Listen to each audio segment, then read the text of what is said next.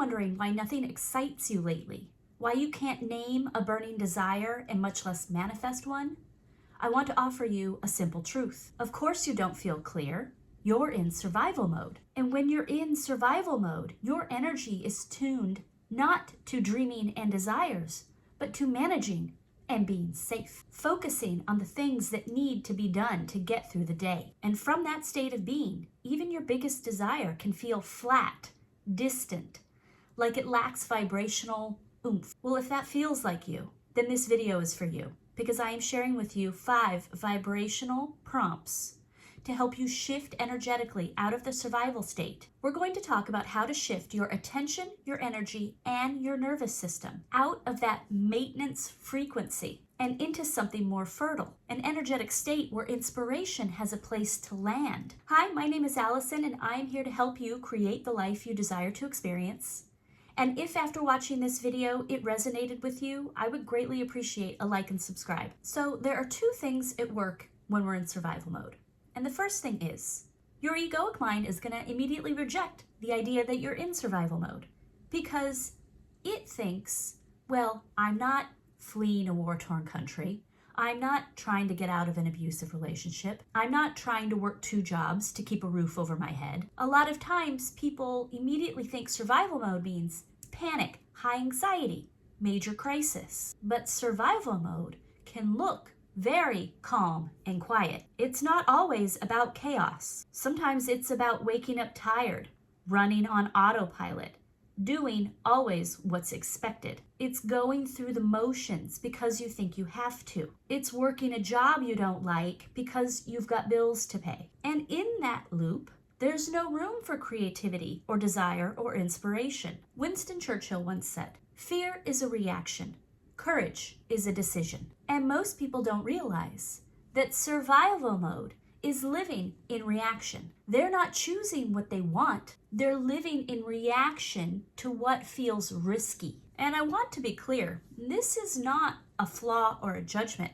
This is the water we were all taught to swim in. We were taught to keep ourselves safe first, stable, secure, to be realistic. But here's the thing, this does not leave space to follow your intuition, to listen and hear inspiration, to imagine and find burning desires. And deliberate manifestation doesn't flow when your nervous system is focused on just making it through the day. So, how do we get to that state? How do we exit out of survival mode, especially when you're already tired and uninspired? Well, what if the reason things feel so heavy and tiresome isn't because of the situations you find yourself in, but rather the way your energy is being used to manage them? It's not that you're doing anything wrong, it's just that your attention has been so caught up in keeping life stable and secure and safe. That's why our energetic shift is the most effective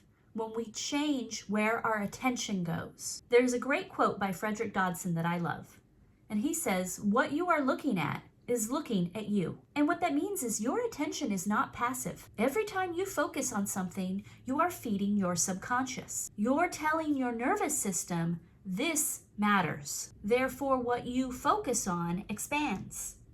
As Neville Goddard said, you become what you contemplate. When you hold a certain assumption long enough, that becomes the foundation of your reality. So let's consider some common scenarios.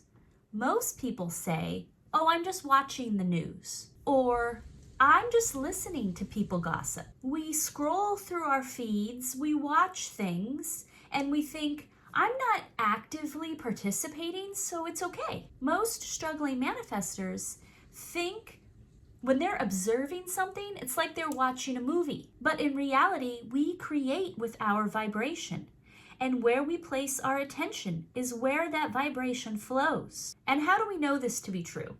Well, if our attention truly didn't matter, if it truly didn't matter what we observed, then marketing and advertising industries wouldn't be billion-dollar industries. Companies wouldn't pour millions and billions of dollars to get before your eyes if your attention were meaningless. They do it because where your attention goes, behavior follows. Because what has your attention has vibrational influence. But when you deliberately shift your focus onto something new, onto something even unfamiliar, you begin to create new energy from which to start manifesting. So let's start giving our energy up to expansion and leave behind survival mode now. So I like to call these my energetic invitations. I might have said something different in the intro, but these are my energetic invitations, which are prompts that are designed to flow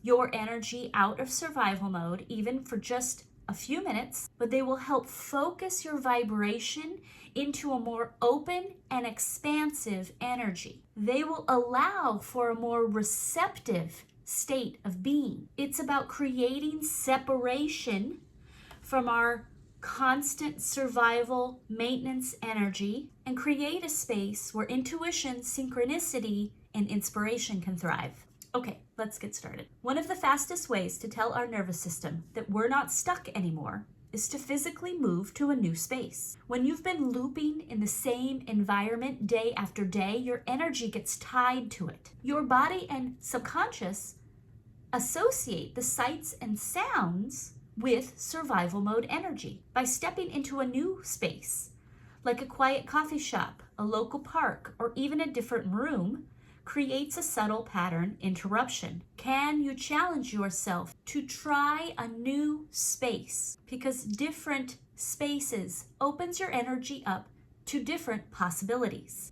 And opening yourself up to new possibilities is exactly the energy that rises above survival mode. An alternative to physically finding a new place is to do so in imagination first. This kind of imagining is not about fantasy or finding a desire. It's about practicing freedom. So ask yourself, if you had a free day where you could do anything, what would you do just for the joy of it? What would feel indulgent, playful, completely unnecessary, satisfying, fun? This isn't about trying to manifest something, which is key here. There's no pressure, no resistance or limiting beliefs, just endless opportunity and possibility to find desire. With this imagining practice, see how many days in a row you can go and how many different things you can think of. This, again, is not about trying to manifest. It's about practicing what's possible just because you're alive. But who knows?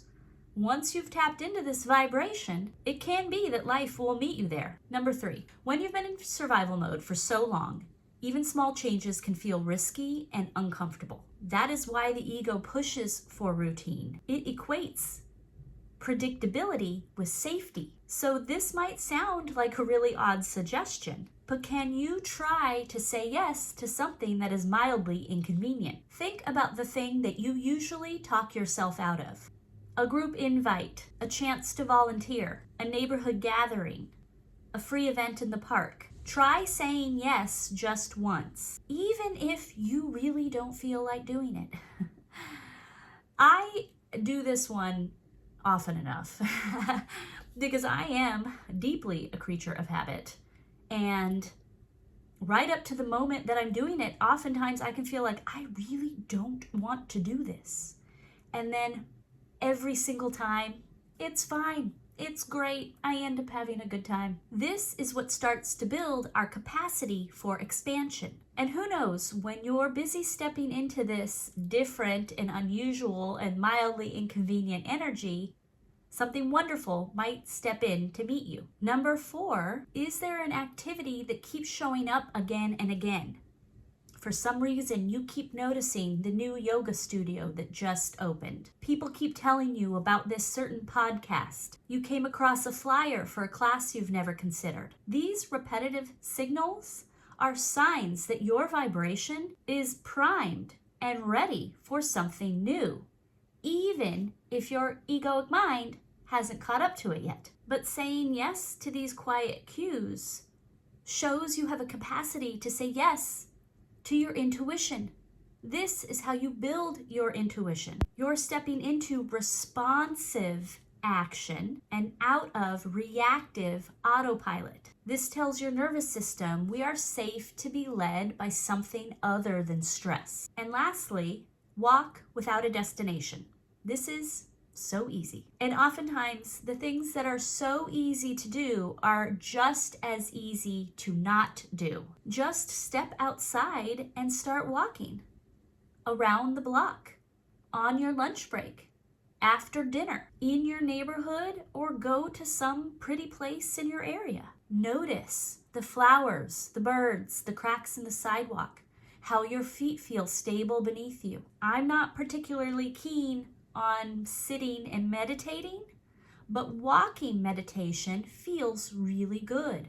I enjoy the physical expression, the quietness when I can calm my mind. I know that in survival mode, moments of stillness can feel indulgent. They make us kind of panicky. Our nervous system doesn't know what to do with that, but it's pretty sure we should be doing something productive instead. Can you push yourself to be okay with being a bit uncomfortable and slowing down? Allow your body and mind to relax and have time to receive inspiration, synchronicities, and new desires. Stillness is where new ideas are born. I hope that you will try one of these, and I would love to hear in the comments which one you'd like to try first. These are energetic invitations to tell your nervous system, I am open to receive. I am capable of expanding. I am ready for more. And if you found this helpful, I would greatly appreciate a like and subscribe. It so greatly helps my little channel grow. And if you would like more help with slowing down, I have a really helpful, I think, video about how to get out of the chasing mode of chasing your manifestation that I will link right here. Thank you, and I look forward to bringing you more.